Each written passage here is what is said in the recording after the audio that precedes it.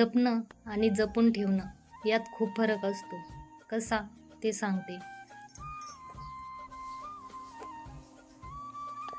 एखादा पक्षी आपल्याला आवडतो म्हणून आपण त्याला घरी आणतो, त्याला पिंजऱ्यात ठेवतो, त्याची सगळी सोय ठेवतो, त्याला खूप जीवही लावतो, पण त्याला घरातच उडायला देतो. यालाच म्हणतात जपून ठेवणं. आणि जपणं या उलट असतं.